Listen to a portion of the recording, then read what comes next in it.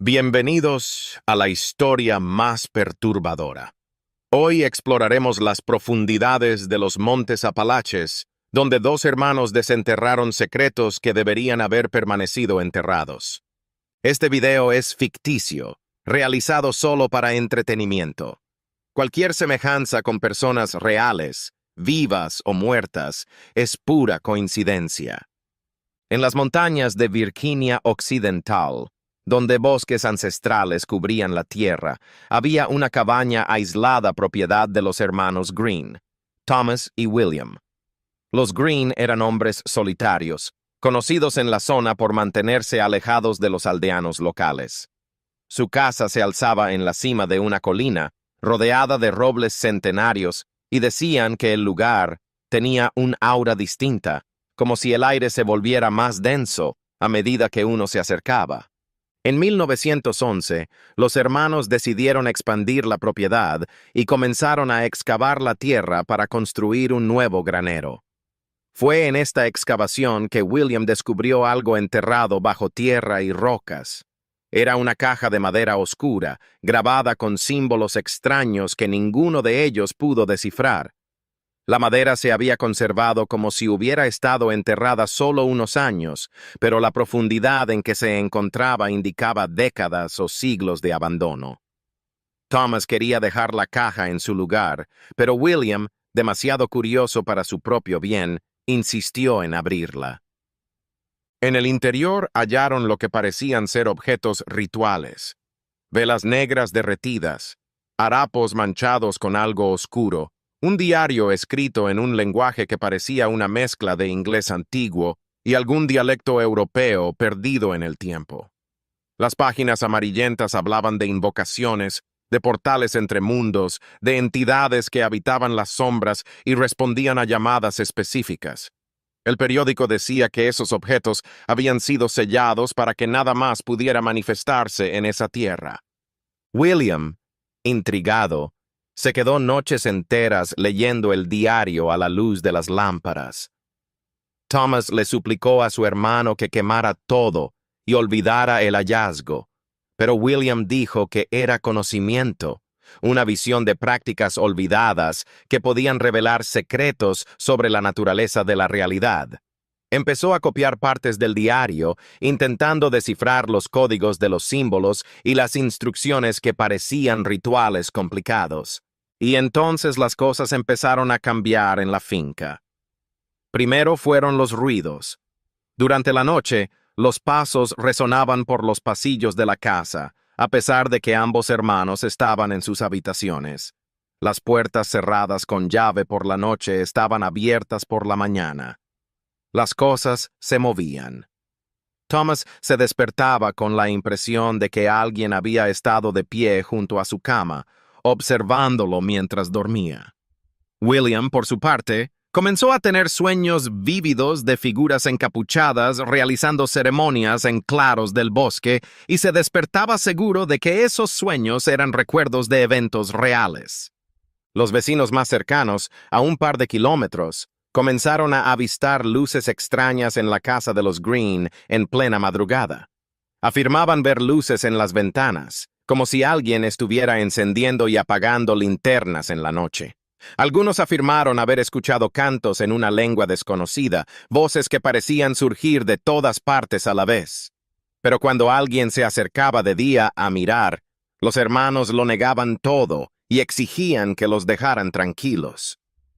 William estaba convencido de que abrir la caja había despertado algo. Pensaba que las entidades descritas en el diario habían estado prisioneras de alguna manera, y que al retirar los objetos rituales se había roto el sello que las contenía. Thomas, cada vez más asustado, quería regresar todo al hoyo y cubrirlo de nuevo, pero William decía que era demasiado tarde. En su opinión, lo que se había iniciado debía terminarse, o las protestas solo empeorarían. Y eso fue lo que pasó. Las presencias en la casa se hicieron más atrevidas, más concretas. Las cosas no solo se movían, sino que eran lanzadas por las ventanas. Las paredes comenzaron a llenarse de marcas similares a las de la caja. La temperatura en algunas habitaciones de la casa se desplomó incluso en pleno verano en los montes Apalaches. Y entonces empezaron las imágenes. Ambos hermanos comenzaron a observar figuras en las sombras de la casa. Eran figuras humanoides, pero distorsionadas, como si sus cuerpos no estuvieran en proporciones normales. Estas figuras parecían observarlos, siempre al margen de su visión, desvaneciéndose al ser miradas directamente. William registraba cada evento en su diario, buscando patrones, momentos, condiciones que pudieran provocar las manifestaciones. Estaba obsesionado con entenderlo. Thomas solo quería que terminara. La obsesión de William con los fantasmas que acechaban la casa se había vuelto algo que Thomas ya no reconocía. Su hermano se encerraba en su estudio, rodeado de folios del antiguo diario y de sus propias anotaciones, tratando de descifrar cada símbolo, cada oración enigmática que contenían aquellas páginas. Había dejado de dormir, y su apariencia lo demostraba. Ojeras, barba descuidada y manos temblorosas cada vez que tomaba su pluma para escribir. Thomas trató de actuar con normalidad, atendiendo a los animales y al pequeño huerto que cultivaban, pero incluso estas tareas cotidianas resultaron difíciles. Los caballos se rehusaban a entrar al establo de noche y relinchaban inquietos, jalando las riendas en dirección contraria. Las gallinas dejaron de poner huevos. El ganado pastaba lo más lejos posible de la casa principal, como si instintos ancestrales los alertaran de un peligro invisible.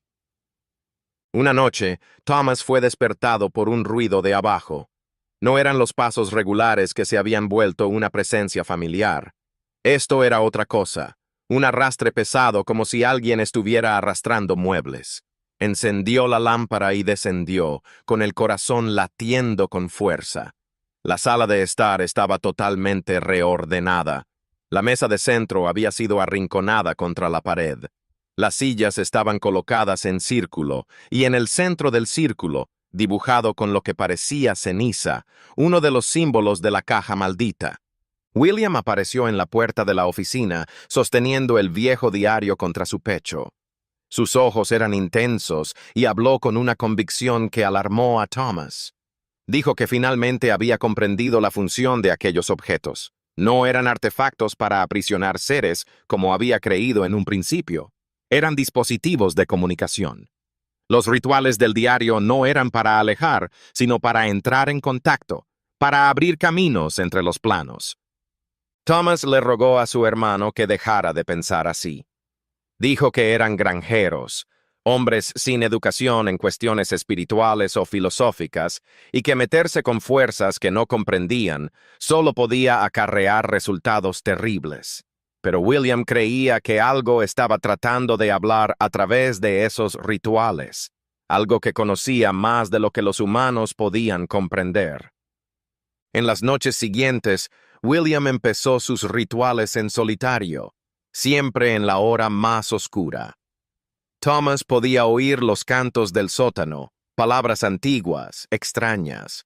A veces otras voces parecían responder, ecos que no parecían provenir de un lugar en particular, sino de todas partes a la vez. Toda la casa resonaba con estas prácticas. Las paredes temblaban como si el edificio mismo estuviera en tensión. Las protestas crecieron en formas que desafiaban toda lógica.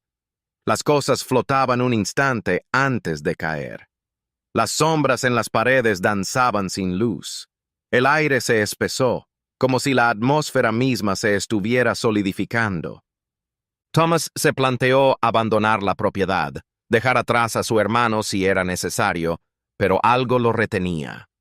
Tal vez era la lealtad familiar. Tal vez las mismas fuerzas que William había invocado no dejarían ir a nadie. Un día de 1912, un tendero que a veces les vendía víveres a los hermanos Green fue a verlos sin avisar. Hacía meses que no iban al pueblo y me preocupé. Cuando llegó a la propiedad, el portón principal estaba abierto y balanceándose con el viento. La casa parecía abandonada, pero podía ver humo saliendo de la chimenea. Llamó a los hermanos, pero nadie respondió. Dudó. Algo en ese lugar se sentía mal. Algo en sus huesos le decía que no debería estar allí.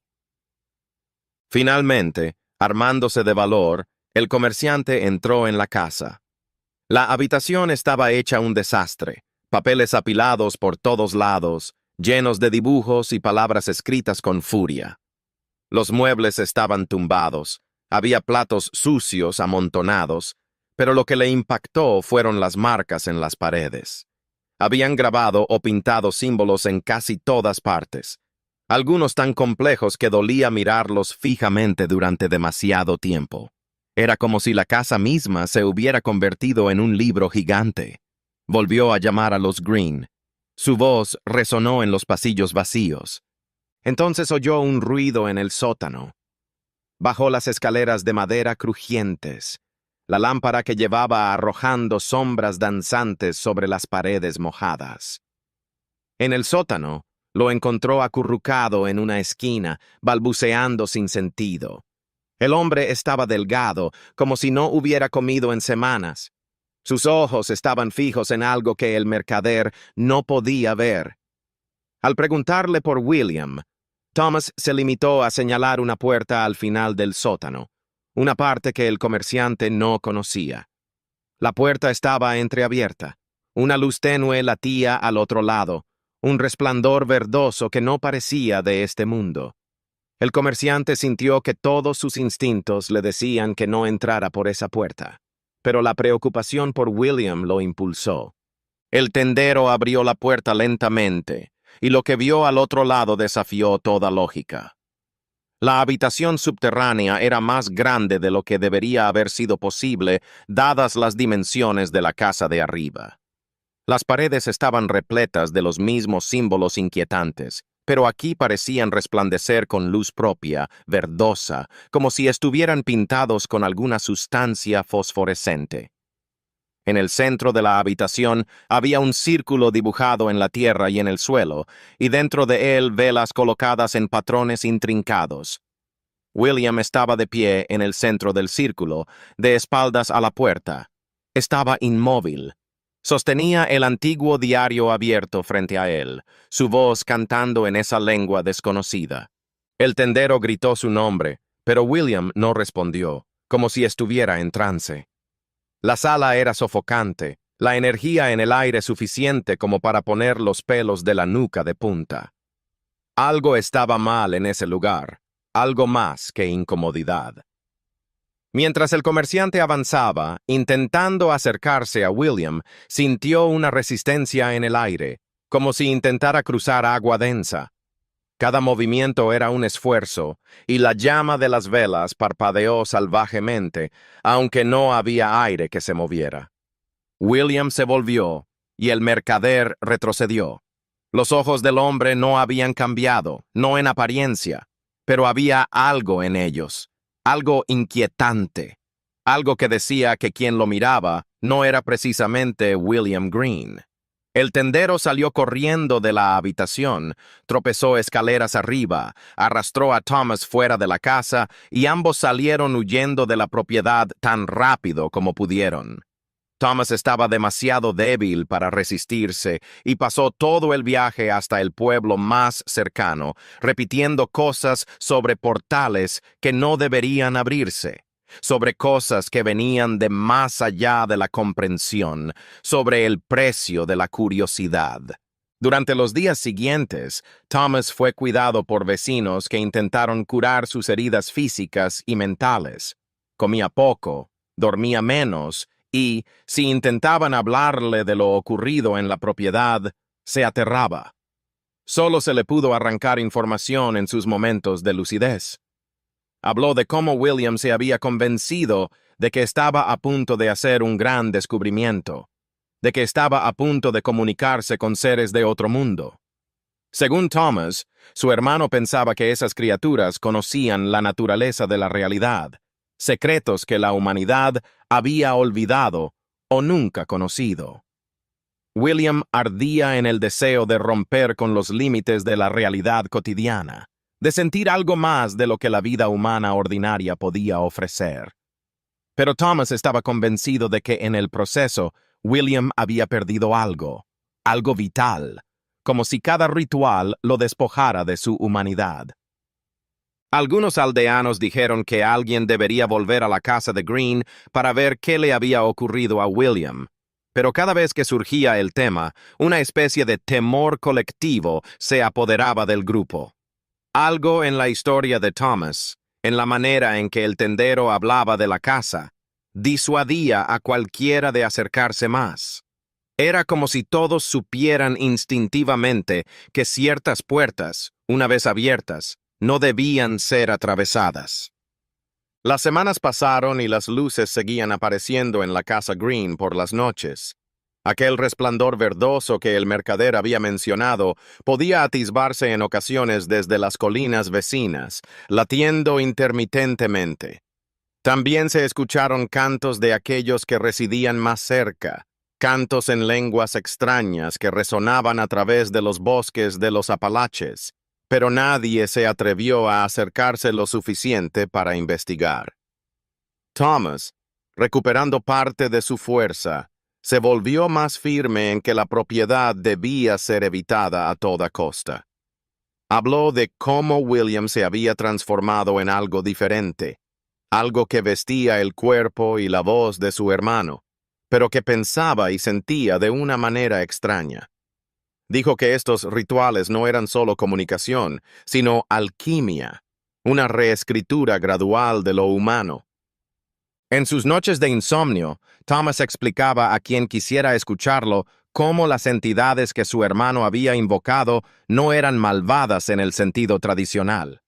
Simplemente existían según otras reglas, en otros términos que la mente humana no estaba hecha para comprender. Y cuando alguien trataba de forzar la comprensión, cuando alguien abría intencionalmente su conciencia a estas otras realidades, el resultado era siempre destructivo para la mente. La casa en la colina seguía en pie, sus ventanas oscuras de día, encendidas con aquella luz sobrenatural de noche. La vegetación local comenzó a comportarse de manera extraña. Árboles cuyas ramas crecían en ángulos imposibles. Plantas que no crecían en la zona floreciendo en el jardín. Era como si la propia naturaleza estuviera siendo afectada por algo que emanaba de aquel lugar, una contaminación sutil que alteraba gradualmente el entorno. Thomas finalmente dejó la zona, incapaz de permanecer cerca de la antigua propiedad. Se fue sin mirar atrás, con solo una maleta con sus pertenencias más necesarias. Antes de partir, advirtió una y otra vez a los aldeanos que nadie se acercase a esa casa, que lo que William había iniciado no podía detenerse con medios comunes. Sus últimas palabras, antes de subirse al carruaje que lo alejaría, fueron sobre cómo ciertos conocimientos eran demasiado peligrosos para buscarlos. La casa Green rápidamente se hizo conocida en los alrededores por ser un lugar malvado. Los viajeros que pasaban por el camino que serpenteaba a través de las montañas informaron de sensaciones extrañas al acercarse a la zona. Algunos dijeron que sintieron opresión en el pecho, dificultad para respirar como si el aire allí fuera más pesado. Otros decían sentir una fuerza que los impulsaba a desviarse, a tomar caminos más largos, aunque esto les costara horas de viaje. Era como si algo en la propiedad gritara una advertencia silenciosa a todos para que se mantuvieran alejados. El verano de 1913, un predicador itinerante visitó el pueblo más cercano a la Greens. Había escuchado historias sobre la casa abandonada y lo que le había sucedido. Como hombre de fe, consideró su deber enfrentarse a cualquier fuerza maligna que pudiera habitar en el lugar. A pesar de las advertencias de los aldeanos, estaba decidido a ir a la propiedad y realizar algún tipo de ritual de limpieza. El pastor recorrió el camino que conducía a la casa en la colina, su Biblia y un crucifijo de plata que había pertenecido a su abuelo. A medida que subía, el bosque se quedaba más callado. No había cantos de pájaros, ni zumbidos de insectos, ni crujidos de animalitos en la maleza. Era un silencio inquietante, como si la vida se hubiera acostumbrado a rodear ese lugar. Los árboles circundantes parecían retorcidos, su corteza grabada con marcas que recordaban vagamente los símbolos que el comerciante había mencionado. Alcanzó la finca y se detuvo ante el portón. La casa estaba destrozada, con tablas sueltas y ventanas rotas, pero algo en ella todavía se sentía vivo. No en el sentido literal de alguien viviendo allí, sino como si el propio edificio poseyera una presencia, una conciencia que observaba y esperaba. Respiró hondo, rezó una oración y cruzó el portón. El interior de la casa se encontraba en estado de deterioro. El polvo cubría los muebles, telarañas colgaban de las esquinas, el papel de las paredes se despegaba por la humedad, pero los símbolos permanecían intactos, como si estuvieran protegidos del deterioro. Parecían recién dibujados. El pastor comenzó a recitar versículos de la Biblia en voz alta. Su voz resonaba en las habitaciones vacías. Entonces lo sintió. Algo que no había estado allí antes, o que siempre había estado, pero ahora se hacía evidente. No era algo que pudiera verse o tocarse, pero estaba ahí. Era como ser mirado por 100 ojos a la vez, una atención imposible. El pastor apretó el crucifijo, sus rezos se intensificaron, pero la presencia no se alejó, más bien parecía acercarse. Intrigado por la interrupción, se dirigió hacia la puerta del sótano, sospechando que la fuente de esta alteración se encontraba en ese lugar. Pero cada paso se volvía más pesado. No era una barrera física, sino algo más sutil, una presión psicológica que hacía de cada movimiento un esfuerzo monumental de voluntad. Su vista comenzó a fallar en las esquinas, formas imposibles apareciendo y desapareciendo en su visión. Voces inaudibles resonaban a su alrededor, susurros en idiomas desconocidos. El pastor finalmente retrocedió, al darse cuenta de que estaba tratando con algo más allá de su comprensión o capacidad de manejar. Salió a toda prisa de la casa, con el corazón latiendo con fuerza, y no se detuvo hasta que estuvo lejos de la propiedad. Cuando volvió al pueblo, estaba conmocionado. Reunió a los aldeanos y les dijo que ese lugar estaba más allá de cualquier ritual de purificación que conociera. Dijo que lo que residía en esa casa no era un espíritu maligno, sino algo más, algo que estaba más allá del bien y del mal. Las historias sobre la propiedad Green comenzaron a extenderse por otras comunidades de los Montes Apalaches. Cada nueva historia agregaba sus propios detalles y, con el tiempo, se volvió imposible distinguir los eventos originales de las versiones posteriores. Otros afirmaban que William Green aún vivía en la casa, pero ya no era humano. Otros decían que se había esfumado, dejando solo a las criaturas que había invocado como habitantes permanentes de aquel lugar. Lo que no cambió en ninguna de las versiones fue la advertencia. La casa debía evitarse, no por temor a un daño inmediato, sino por algo más sutil. Quienes permanecían demasiado tiempo en la casa empezaban a tener sueños extraños, sueños en los que recorrían pasillos que no estaban en la casa real, pasillos que llevaban a puertas que no podían estar allí, voces que ofrecían conocimiento a cambio de algo que nunca definían. En 1914, las autoridades locales finalmente tomaron medidas. La casa se volvía una preocupación y los avistamientos de sucesos extraños no cesaban. Se preparó una pequeña expedición de hombres no supersticiosos que resolverían el misterio de una vez por todas. Planearon entrar en la casa, documentar cualquier evidencia de ocupación y, si era necesario, demoler la estructura para poner fin a las historias que acechaban la región. La expedición partió una mañana gris de otoño. La niebla aún envolvía las montañas como un sudario. Eran 5 hombres en total, cada uno con linternas y herramientas, decididos a desmitificar los rumores que habían crecido alrededor de la propiedad Green. Entre ellos había un carpintero, un herrero, dos granjeros de la zona y un tipo que había sido sheriff en un pueblo cercano durante un tiempo. Todos eran escépticos ante los cuentos sobrenaturales que se contaban por la zona. Cuando llegaron a la propiedad, la niebla parecía más espesa que en cualquier otro punto del camino. Se enroscaba alrededor de la casa como una entidad viva, distorsionando los detalles, dejando sombras vagas que se desvanecían al ser observadas directamente. El grupo vaciló ante el portón, pero el orgullo y la determinación los empujaron hacia adelante. Habían venido por una razón y no se irían con las manos vacías.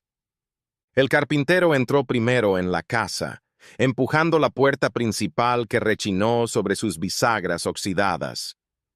El sonido resonó extrañamente, reverberando más de lo debido. El interior era tal y como el mercader y el pastor habían contado.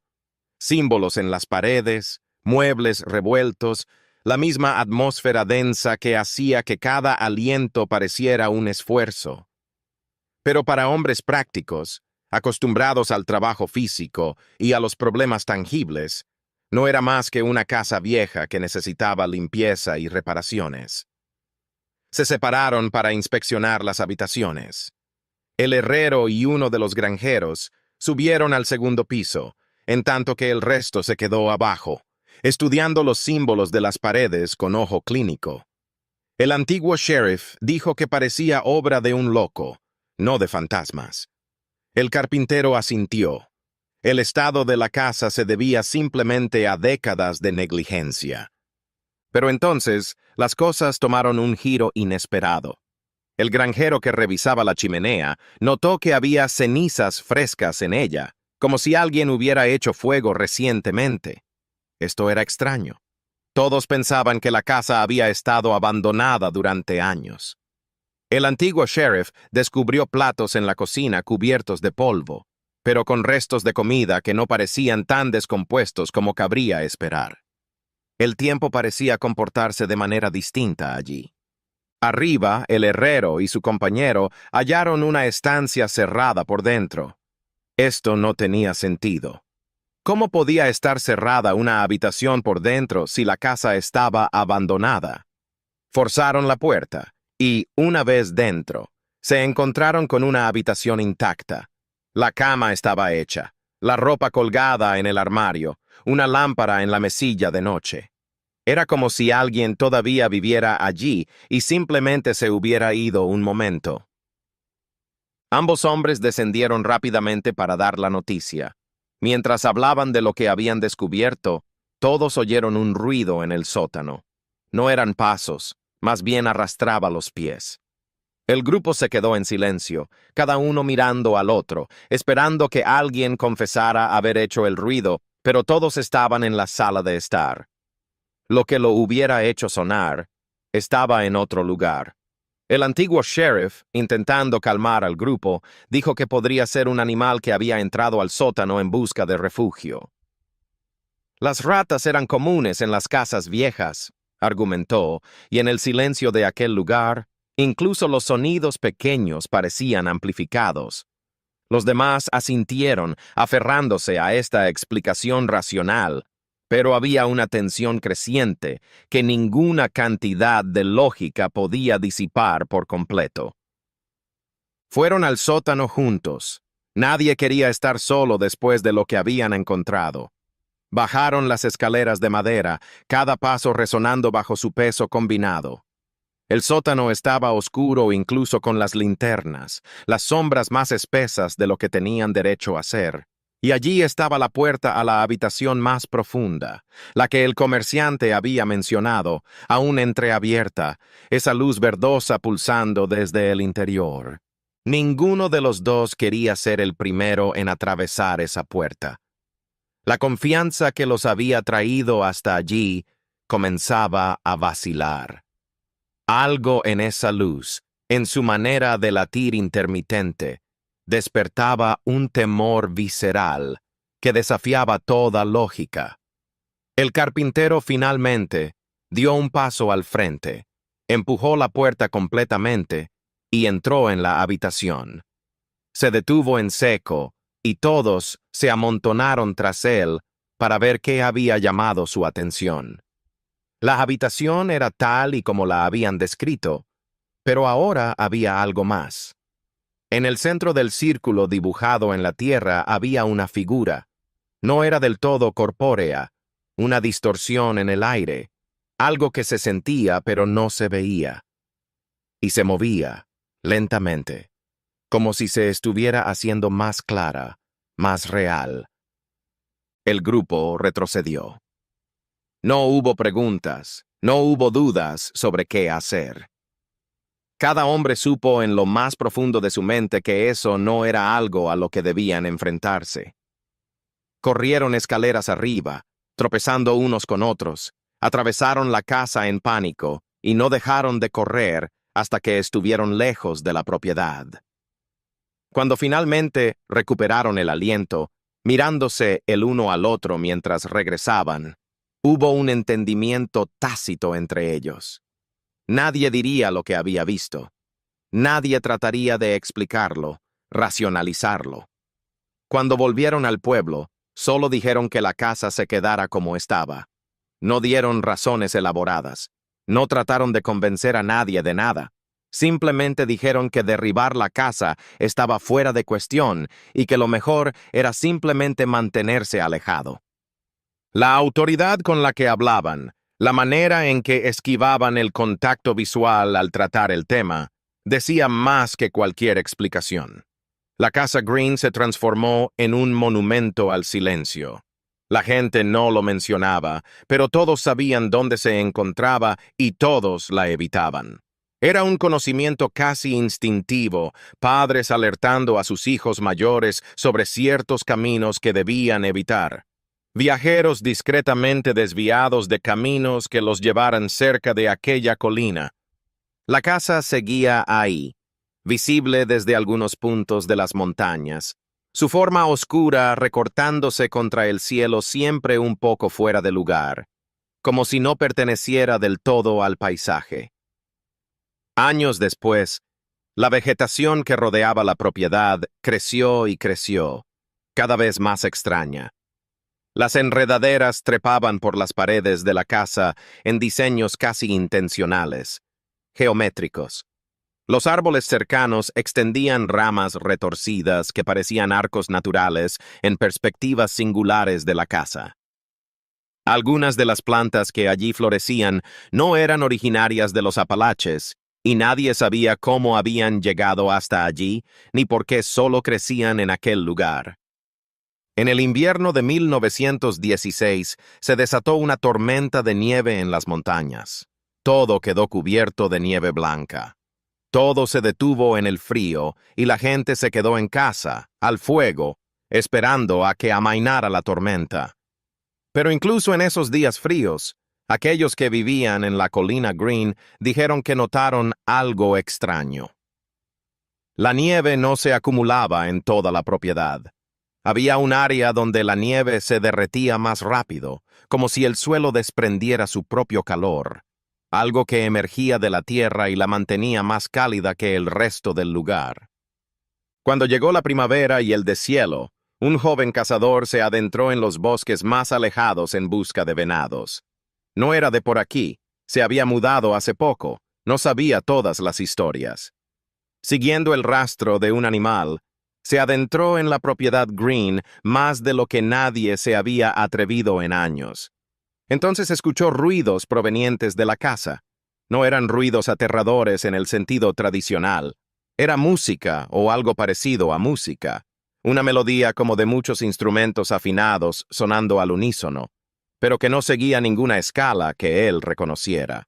La música era extrañamente seductora, hipnótica, y se encontró a sí misma moviéndose hacia la fuente sin haberlo decidido.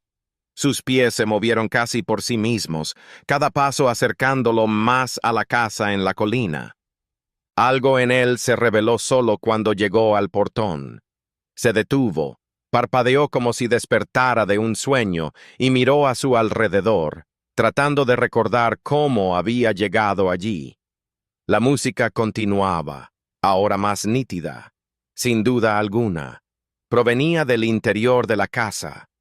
A través de las ventanas podía percibir una luz tenue danzando como velas al compás de aquella música imposible. Y entonces lo notó. Había sombras moviéndose dentro, siluetas danzando o ritualizando algo. El miedo finalmente superó la fascinación hipnótica. El cazador se giró y corrió, tropezando con raíces y ramas, su corazón latiendo tan fuerte que podía sentir la sangre latiendo en sus oídos. La música lo persiguió un rato, haciéndose más intensa incluso a medida que se alejaba, como si quisiera alcanzarlo, atraerlo de vuelta. Solo al vadear un cierto arroyo que atravesaba el valle, la música cesó de repente, como si una puerta invisible se hubiera cerrado de golpe. Lo contó a algunas personas del pueblo más cercano, que le revelaron la historia completa de la mansión Green. El cazador se estremeció al darse cuenta de lo cerca que había estado de entrar en aquella casa siguiendo aquella música. Prometió no volver jamás a aquel lugar y cumplió su promesa, cazando en territorios muy alejados, aunque ello supusiera mayores desplazamientos. Lo del cazador reabrió el debate sobre la propiedad que la gente había evitado durante años. En las reuniones de iglesia, en las fogatas, el tema volvió a aparecer. Otros dijeron que tal vez era hora de medidas más extremas, quemar la casa, tal vez, o al menos rodear la propiedad y colocar letreros para ahuyentar a los viajeros. Pero cada vez que estas conversaciones se calentaban, algo las interrumpía. Alguien enfermaba, una tormenta arrasaba cosechas, ocurrían urgencias. Era como si la sola idea de manipular la propiedad personalmente generara resistencia, no de forma abierta o violenta, sino a través de pequeños impedimentos que siempre aparecían justo en el momento preciso para distraer. Finalmente, la gente dejó de intentarlo. La casa de Green permanecería intacta, una presencia 31-37, marcada y evitada, un recordatorio silencioso de que había cosas en el mundo que no podían explicarse ni controlarse. En el verano de 1918, un hombre que decía ser investigador de fenómenos extraños llegó al área. Había venido desde la costa este, recogiendo historias de lugares y sucesos que desafiaban toda explicación. Al escuchar hablar de la casa Green, se interesó. A diferencia de los nativos, él lo vio como una oportunidad de registrar algo verdaderamente excepcional. Los aldeanos trataron de disuadirlo. Le dijeron todas las historias, todas las advertencias, todas las razones por las que aquel lugar debía ser dejado en paz. Pero el investigador estaba seguro de que con la aproximación científica correcta, con las herramientas adecuadas, con la gente adecuada, podría resolver de una vez por todas los secretos de esa casa. Portaba cuadernos para notas exhaustivas, una cámara para evidencia fotográfica y la creencia inquebrantable de que todo tenía una explicación lógica por descubrir. Se pasó días preparándose, devorando cualquier historia que pudiera encontrar, creando mapas de la propiedad a partir de descripciones de la gente que había estado allí. Se hizo un horario, iba a estar horas en la propiedad en el día, cuando la luz del sol podría disipar cualquier aura de misterio. Lo planeó todo, no dejó nada al azar, seguro de que su mente racional prevalecería donde el miedo y la superstición habían fracasado. La mañana designada para la expedición, el investigador partió temprano. Llevaba todo su equipo en una mochila. Recorrió a paso firme el camino que conducía a la finca, anotando mentalmente la flora, calculando distancias, documentando todo con la exactitud de un científico. Cuando la casa finalmente apareció a la vista, se detuvo para tomarle varias fotos desde distintos ángulos, con la ruina recortada sobre el cielo nublado de la mañana. Cruzó el portal sin vacilar, sus botas resonando en el camino cubierto de maleza que conducía a la puerta principal. Se detuvo un momento para escribir más notas, detallando el exterior del edificio, la manera en que las enredaderas trepaban por sus paredes, los extraños patrones que creaban. Entonces, tomando aire y acomodándose la mochila a los hombros, abrió la puerta y entró. Decidido a afrontar lo que pudiera encontrar en su interior con la luz de la razón y la indagación sistemática, el investigador dedicó las primeras horas a registrar minuciosamente cada estancia de la casa. Fotografió los jeroglíficos en las paredes, tomó medidas y los reprodujo en sus cuadernos con exactitud técnica. Anotó la temperatura de cada habitación, la humedad, todo lo que pudiera medirse o clasificarse. Su método era sistemático, abordando la propiedad como cualquier otro objeto de estudio científico. Si algo extraño ocurría allí, él lo iba a capturar en datos y en evidencia. Pero a medida que el día avanzaba, comenzó a notar cosas que no encajaban con sus explicaciones preparadas. La temperatura en la casa fluctuaba sin explicación de una habitación a otra. En algunas partes hacía frío como en invierno, en otras hacía calor como en verano.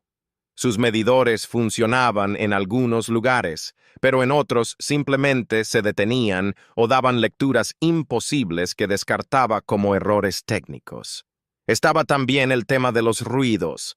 Los oía siempre. Pasos en los pisos de arriba, puertas abriéndose y cerrándose cuando estaba solo en casa.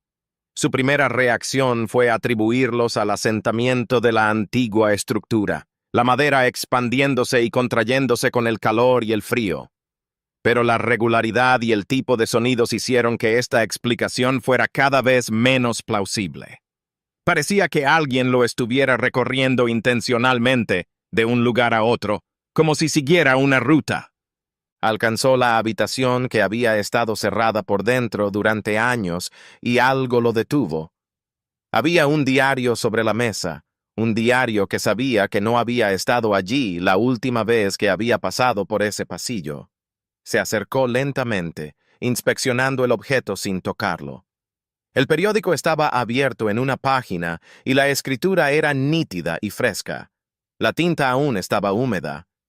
Las palabras en la página eran inquietantes. Contaban cómo habían llegado a la propiedad esa mañana, cómo se habían movido por la casa, qué habían medido. Era como si alguien lo estuviera observando y documentando sus acciones en tiempo real. Pero él estaba solo en la casa. Estaba seguro. Había registrado cada habitación. No había nadie más. A menos que hubiera pasadizos ocultos, túneles secretos que aún no había encontrado. Esto debería haberlo alarmado más de lo que lo hizo. Una parte de él todavía se aferraba a una explicación racional. Quizás los lugareños le estaban jugando una broma, poniendo a prueba al forastero curioso. Pero otra parte, una más antigua y profunda de su mente, supo que algo más estaba ocurriendo, algo que sus teorías y aparatos no estaban equipados para medir o explicar. Bajó al sótano, el punto que todos los informes señalaban como el centro de las perturbaciones. Si había respuestas que hallar, estarían presentes. Encendió su linterna más potente y bajó las escaleras con cuidado. Cada paso resonaba en la oscuridad.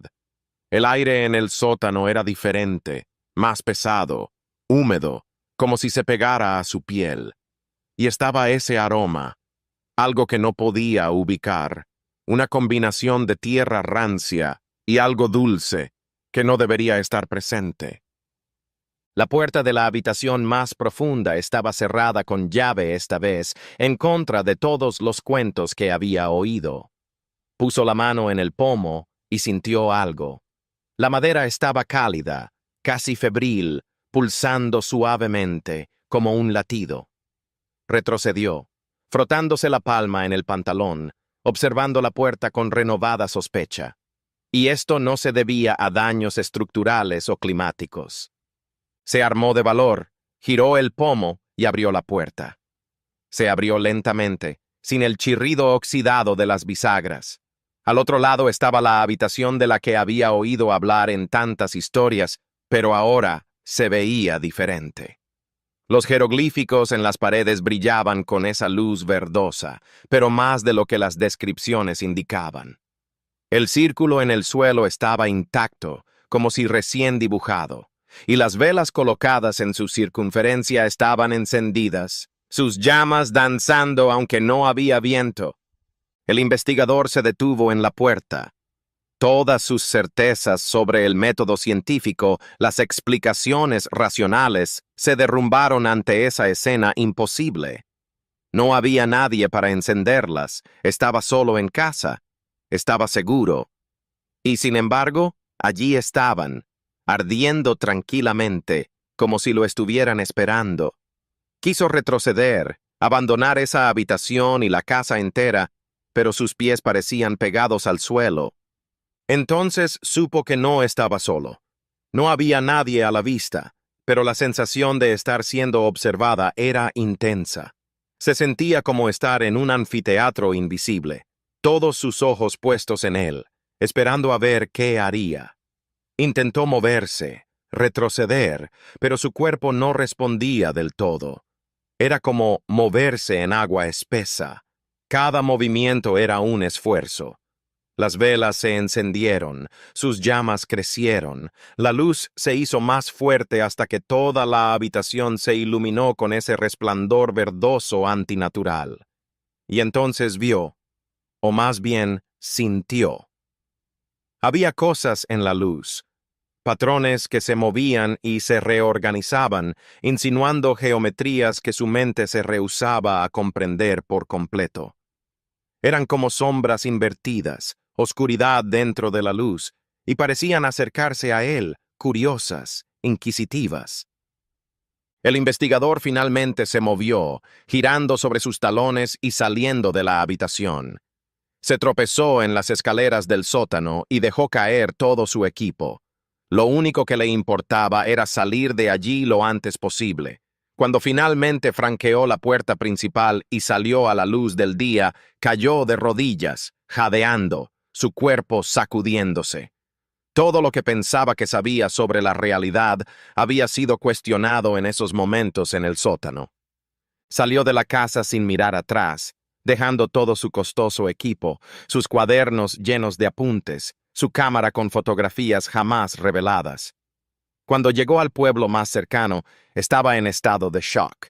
Quien lo encontró lo llevó dentro, le dio agua, comida, trató de tranquilizarlo, pero no dejó de llorar, hablando de cosas que no deberían existir, de lo inútil que eran las explicaciones racionales ante ciertas cosas. Abandonó la región días después, aún conmocionado. Antes de partir, advirtió a quien quisiera oírle que la Casa Green no era un lugar para la investigación científica o la curiosidad intelectual. Algo allí actuaba según leyes que la ciencia actual no podía explicar.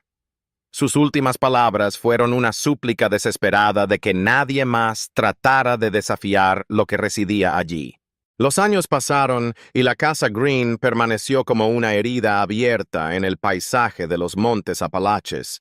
La casa permaneció en pie, desafiando el tiempo y la naturaleza como las casas comunes no podían.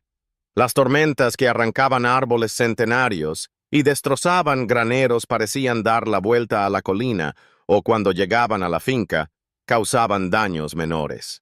Era como si algo defendiera ese lugar, lo conservara para algo que nadie se atrevía a preguntar demasiado. En los años 20, la zona se transformó. Se hicieron mejores caminos, se unieron pueblos lejanos con grandes ciudades. La modernidad empezó a llegar a aquellas montañas remotas. Ahora había electricidad en algunos lugares, vehículos motorizados que sustituían a los caballos. Pero la Casa Green permaneció intacta, un rincón de enigma en un mundo en evolución. Las nuevas carreteras se desviaron intencionalmente de esa colina en específico, los conductores siendo redirigidos por caminos más largos que aumentaban el tiempo de viaje, pero que mantenían a todos a una distancia segura. Es en este momento que emergen nuevas narrativas de propiedad.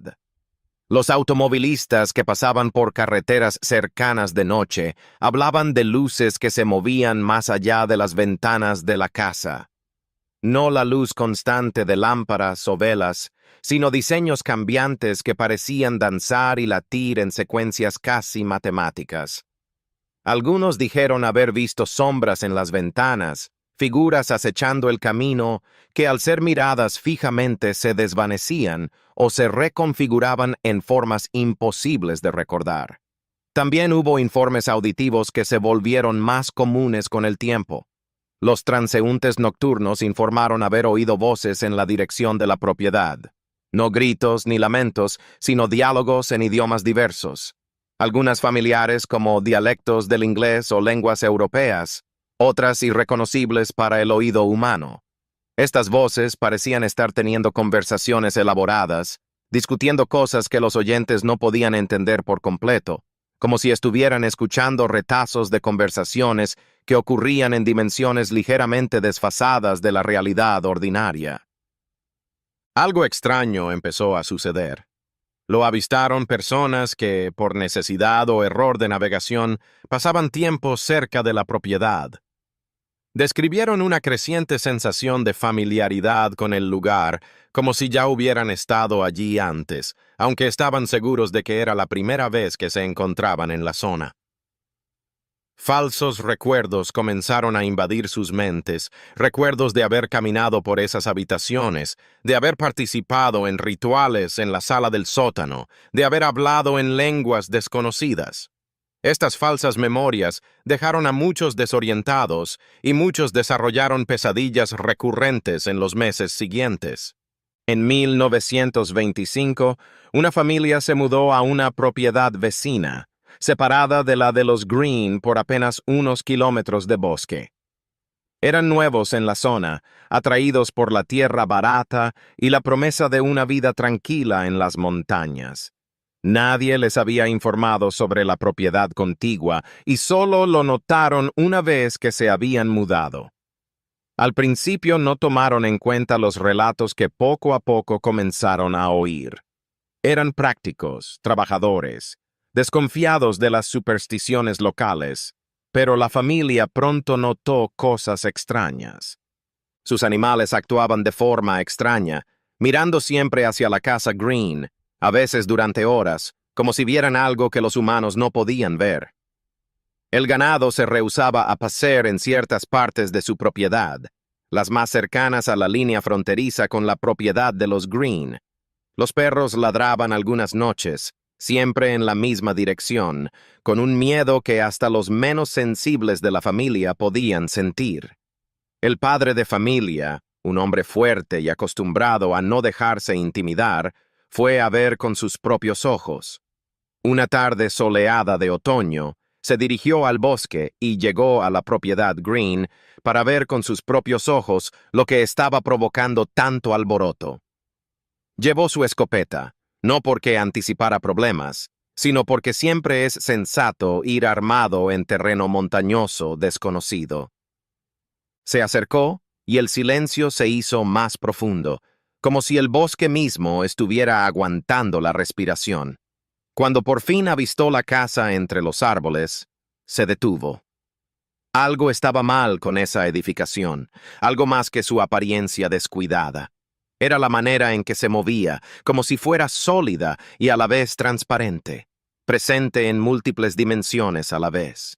Parpadeó, intentando aclarar su vista, pero la imagen permaneció. La casa parecía latir, apenas perceptiblemente, expandiéndose y contrayéndose en un ritmo antinatural.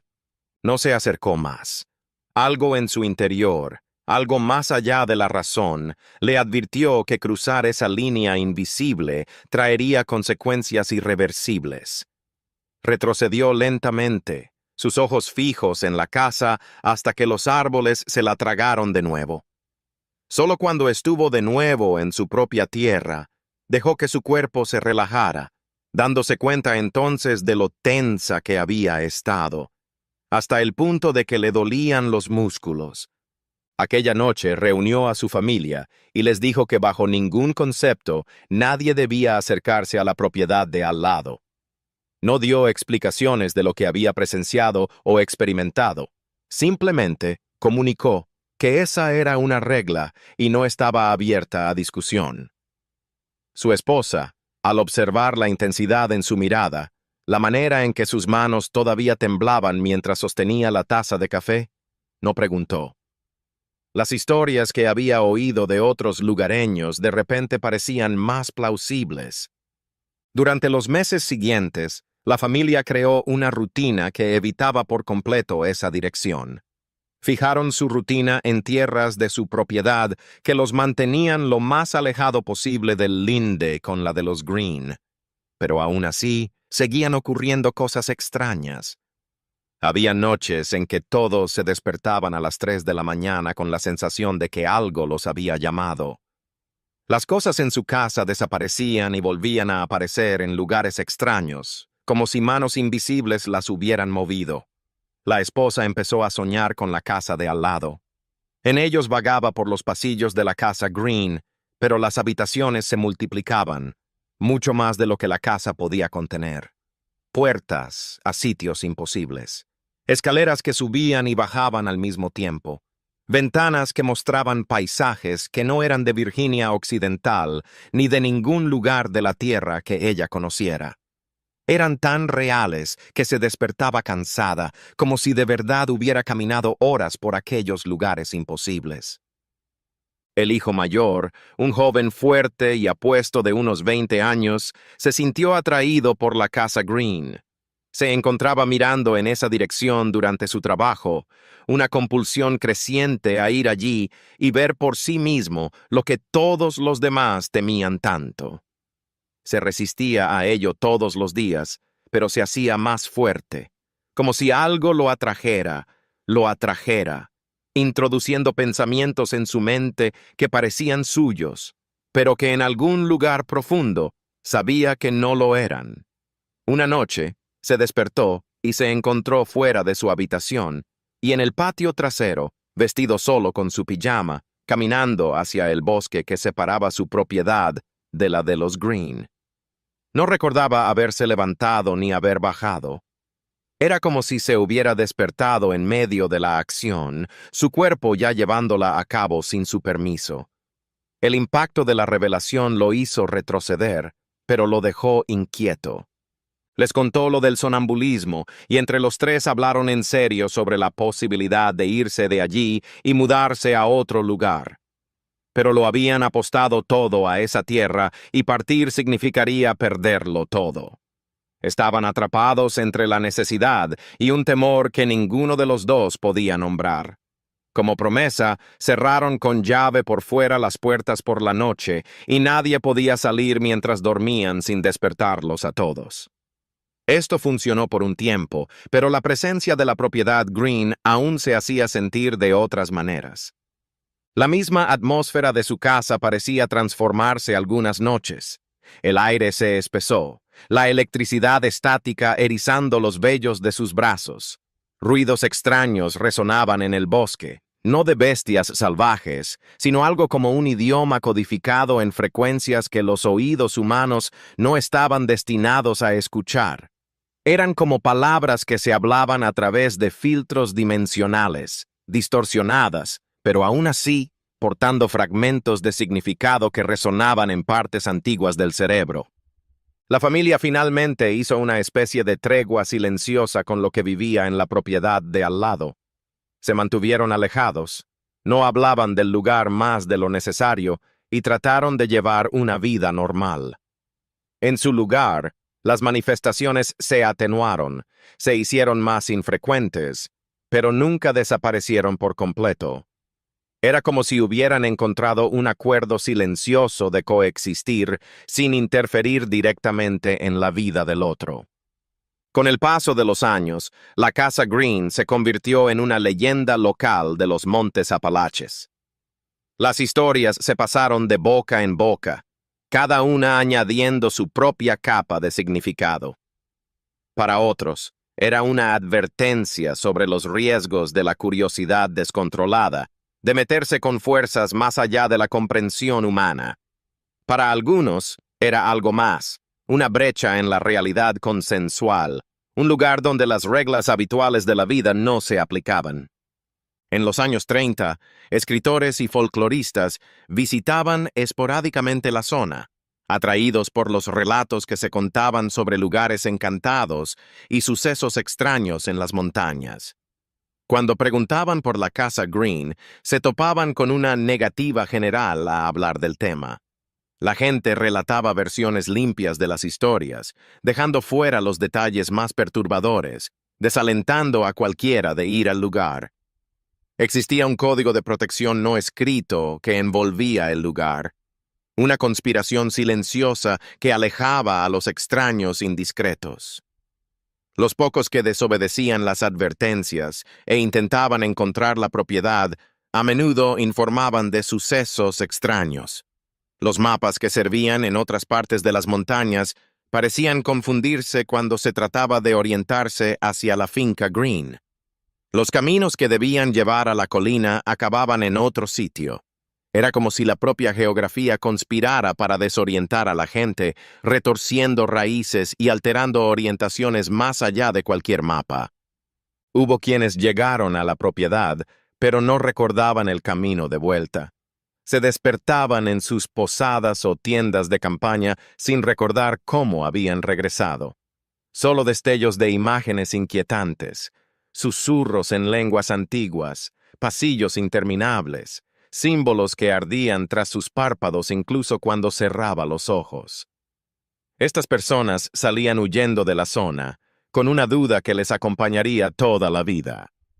En 1937 se intentó titularizar la propiedad para efectos de registro de tierras. Un topógrafo fue enviado para mapear con precisión los límites de la propiedad Green y evaluar el estado de las estructuras. Era un experto, acostumbrado a operar en condiciones extremas. Las historias locales no le impresionaban. Las veía como superstición rural, producto de imaginaciones aisladas y falta de educación formal.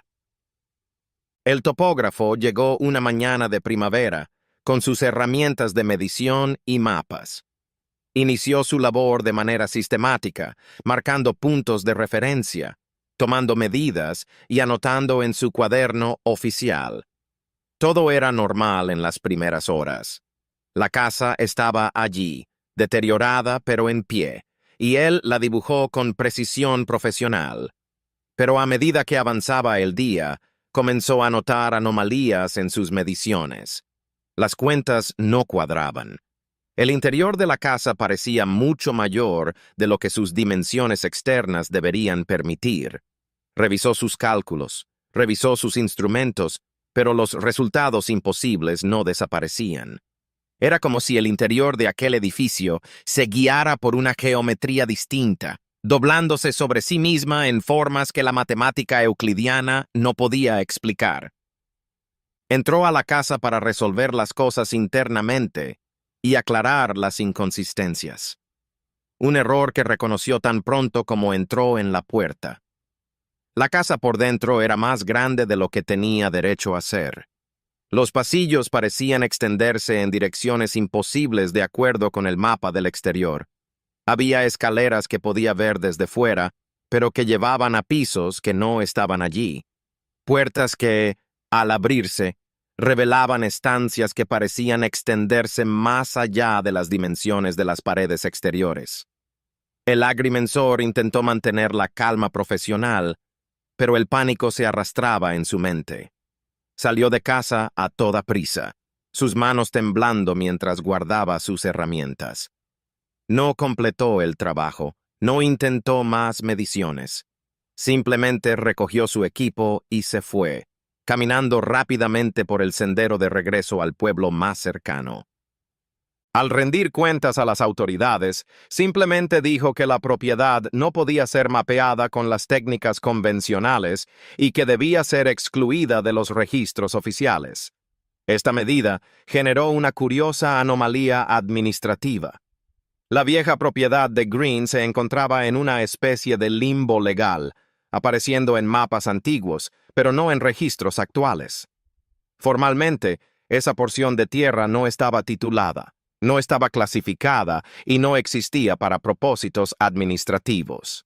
Esta incertidumbre jurídica acabó por servir a los objetivos de despoblamiento, pues, sin títulos de propiedad, no había posibilidad de reclamar ni de desarrollar la zona. En los años 40, el mundo ardía en guerras, pero la Casa Green permanecía en su propia dimensión. Algunos veteranos de guerra que regresaron a casa trajeron consigo nuevas comprensiones sobre el miedo y el trauma.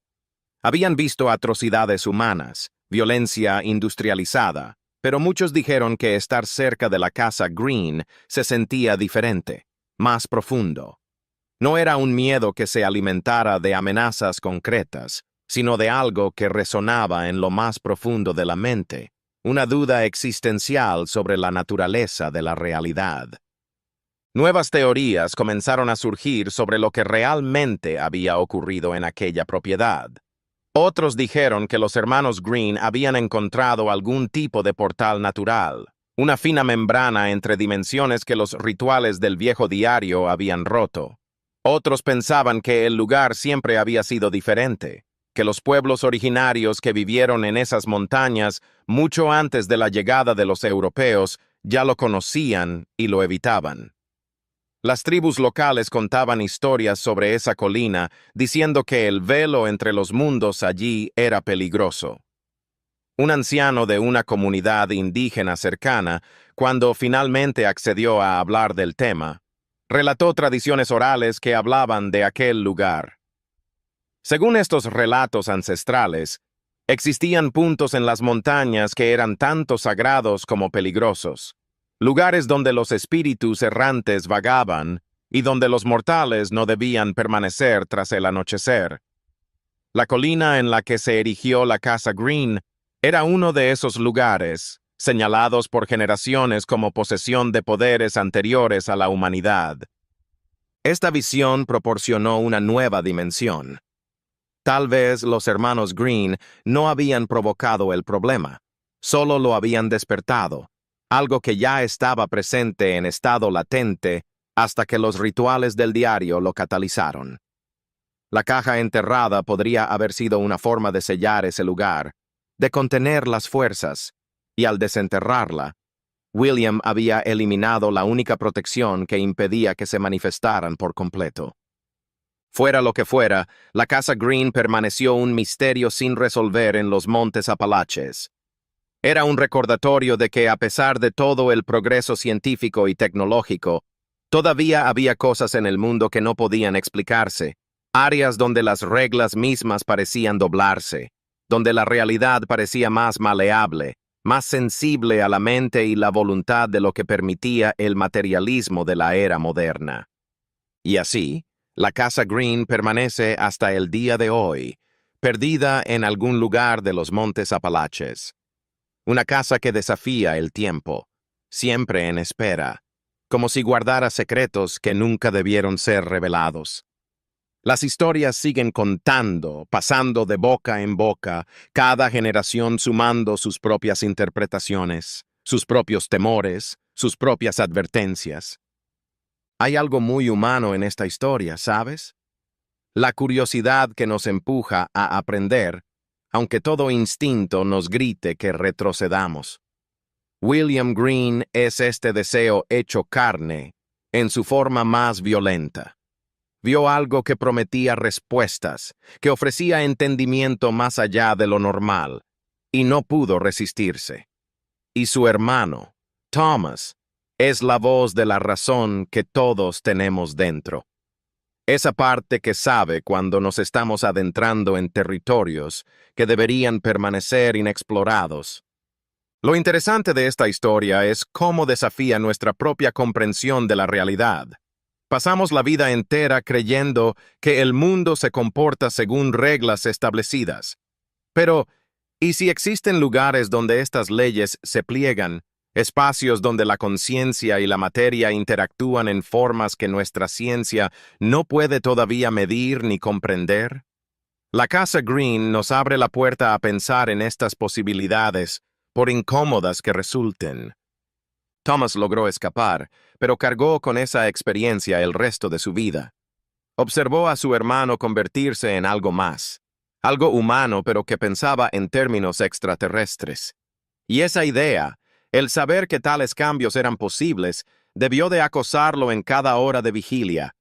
Hay un precio por ser testigo de lo imposible, por ver los cimientos de la realidad romperse ante ti.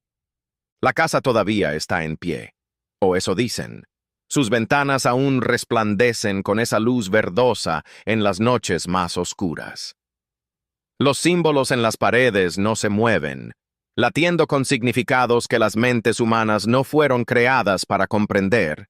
Y en el sótano, en la habitación más profunda, el círculo espera. Las velas arden para siempre y algo mira a través de pliegues de espacio, paciente, sin tiempo.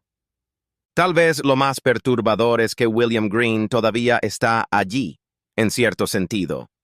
No muerto, no vivo como lo conocemos, sino algo intermedio, un nexo entre realidades.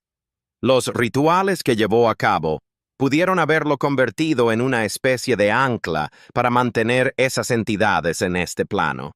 Podría haberse fundido en la estructura de ese lugar. Su mente rota esparcida por las habitaciones imposibles más allá de la geometría euclidiana. Y el diario, el viejo texto que lo comenzó todo, permanece un enigma. ¿Quién lo escribió? ¿Cómo lo aprendió?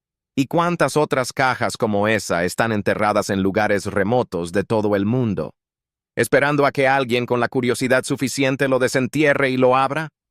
Preguntas sin respuesta. Lagunas que nuestra mente llena con posibilidades cada vez más perturbadoras. La propiedad Green nos dice algo acerca de los bordes. Existen fronteras que no deben violarse, no porque sean prohibiciones arbitrarias, sino porque lo que se encuentra más allá puede ser incompatible con una vida humana saludable. Cierto conocimiento cuesta demasiado caro, nos cuesta algo muy valioso de nosotros mismos. Y ciertos lugares están señalados y se evitan por buenos motivos que van más allá de la superstición. Y así, con el capítulo de los Montes Apalaches cerrado, nos quedamos con un escalofrío en el cuerpo. La historia se acaba, pero sabemos que la casa sigue por ahí, en algún lugar, impasible, paciente. Y tal vez eso sea lo más aterrador. No un final explosivo, no una catarsis, solo el reconocimiento de que algunas cosas permanecen. Esperando, siempre esperando.